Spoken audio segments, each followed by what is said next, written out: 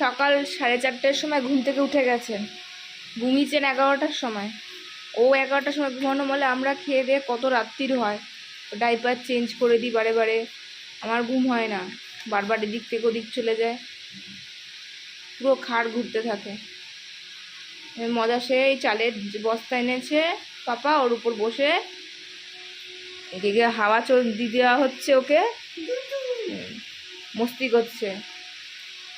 মায়ের ঘুম নেই, ভাল লাগছে না শরীর।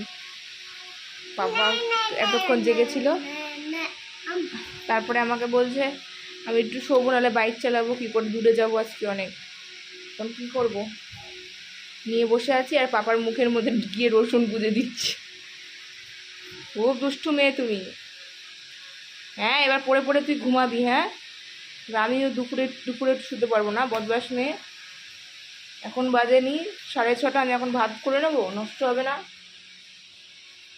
ব্রেকফাস্ট বানাচ্ছি এখন।